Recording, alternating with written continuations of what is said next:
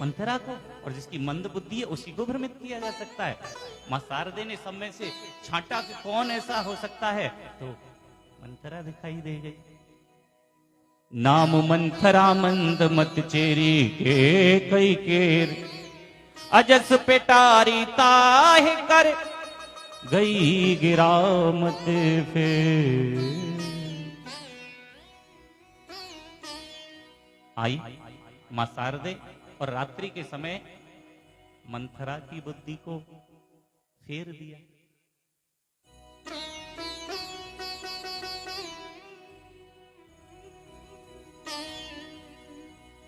और प्रातःकाल हुआ, मंथरा केकई के पास पहुंचती है। केकई बड़ी प्रसन्न है, सारी पटरानियां प्रसन्न है, क्योंकि आज राम का राज्याभिषेक होने वाला है। पहुंची, केकई को प्रणाम किया और कहने लगी, बहन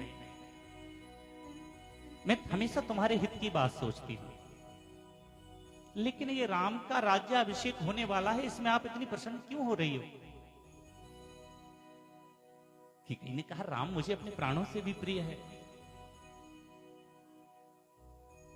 बचपन में राम को केकई बहुत प्रेम करती है। एक समय की बात, मां केकई ने बहुत सुंदर पकवान दाल भात बनाया। राम को दाल भात बहुत प्रेम है, प्रिय है, बहुत प्रिय है। जैसे भगवान कृष्ण को मक्खन प्रिय है, मिश्री प्रिय है, ऐसे ही राम जी को दाल भात बहुत प्रिय है।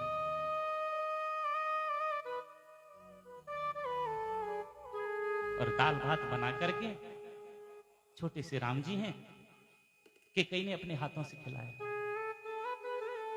और अपने हाथों से खिलाने के बाद राम जी से पूछती हैं, बेटा राम, मेरा भोजन कैसा बना है?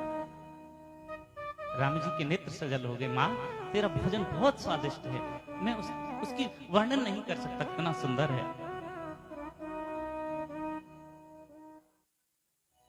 मां, तुम मुझसे बहुत प्रेम करती है? केकई बोली, हाँ मित्र, मैं तुझसे अपने प्राणों से भी ज्यादा प्रेम करती हूँ।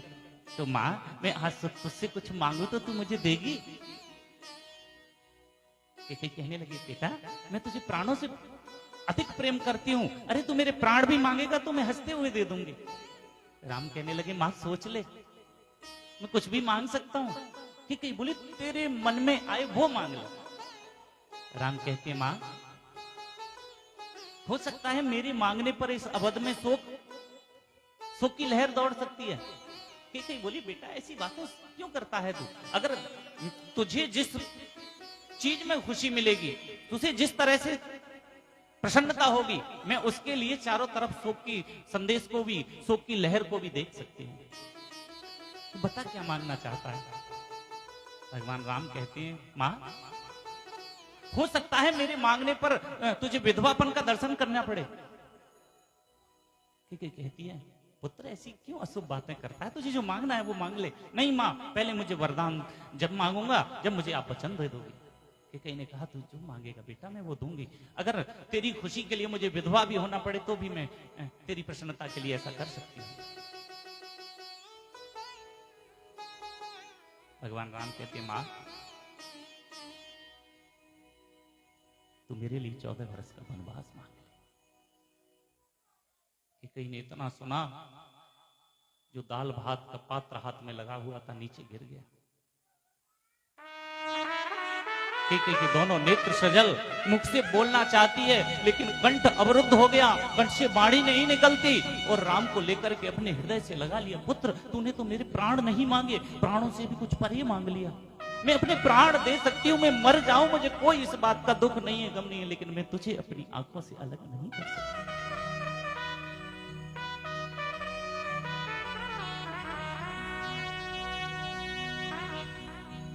लेकिन प्रिय भक्तों,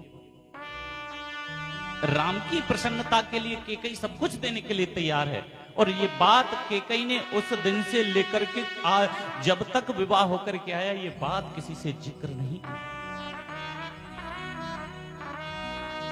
राज्याभिषेक जिस दिन हुआ है, आनंद रामायण कहती है, उस रात को भगवान राम स्वयं केकई के कक्ष में गए हैं, सब सोए हुए केकई के पास जाकर के, मां अरे राम, इतनी रात गए तू मेरे पास क्यों आया है? माँ, मैंने तुझसे एक वरदान मांगा था। हाँ हाँ पुत्र, तूने मुझसे वरदान मांगा था, मुझे पता है। माँ, आज उस वरदान को पूरा करने का समय हो गया है। प्रातः काल तू मेरे लिए 14 वर्ष का वनवास मांग ले। कैकेयी का कलेजा फट गया। पुत्र, कैसे मांगू? बोले माँ, तूने वचन दिया है और मैंने सुना है रघुवंशियों के चाहे जहां चाहे स्त्रियां हो या पुरुष हो, जो वचन दे देते हैं वो अपना वचन नहीं।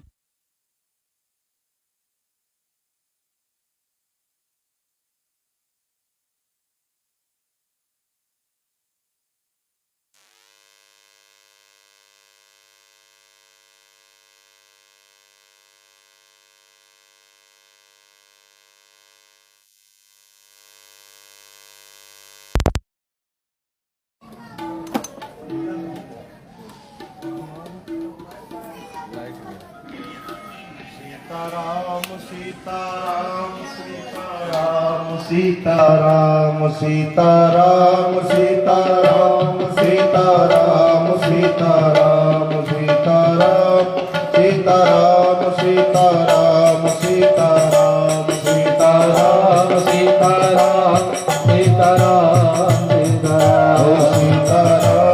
सीताराम सीताराम।